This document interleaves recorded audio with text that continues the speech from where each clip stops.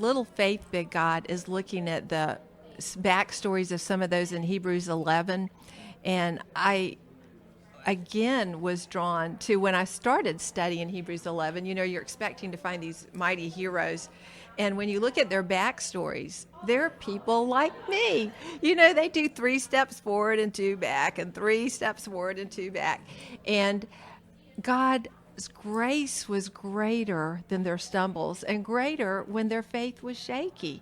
And so I hadn't thought about that when I started out, but that's just what showed up. And I love that, because honestly, knowing a big God is what we all need. Yeah. Well, and you did the biographies of the women in the genealogy of Jesus, and now you have the biographies of those in Hebrews chapter 11.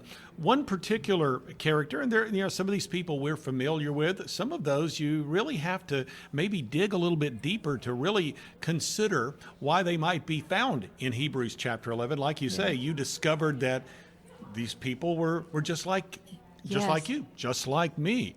And then there's Samson. Right. So there's Samson.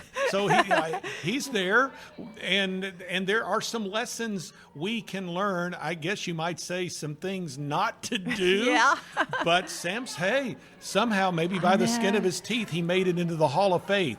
But God's got his plan, doesn't he? Yes, Bob. I mean, what mother holds up Samson and says, yeah, this is somebody to follow? But yes, he did. And I think, again, it's a sign of God's grace. And at the end of his life, after he's been blinded, he's a slave. And I just can't help but as he is hearing the Philistines praise their God for his capture, that he might remember what his mother told him. You were called to lead Israel and to overthrow the Philistines, and now you are captured by them because of your sin. And at that point, he prays to God in faith and asks God to kill the Philistines as he takes his own life. And that was faith, and God remembered his faith instead of his flaws.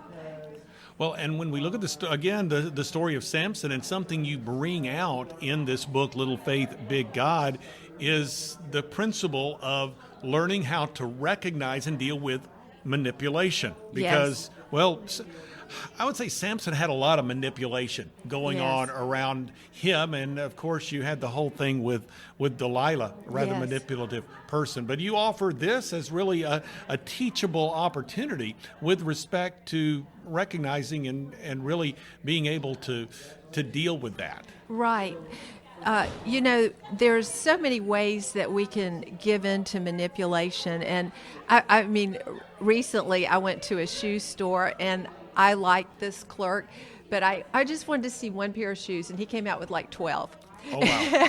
And so what happens if he spends time showing you 12 pairs of shoes, you kind of think, oh no, I've taken up all this time. And so there are little subtle ways that may not be a big thing, but the point is that we can be taken in subtly without being aware. And so Samson is a huge example, because he gave up a sacred secret, the secret to his strength.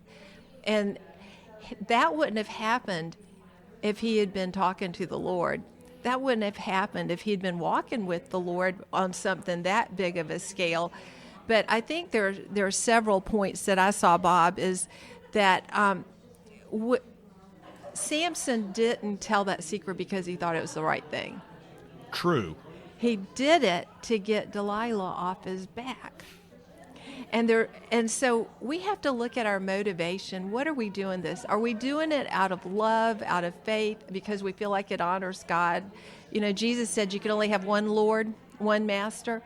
And when we make other people masters of our lives, that takes away our ability to serve the Lord.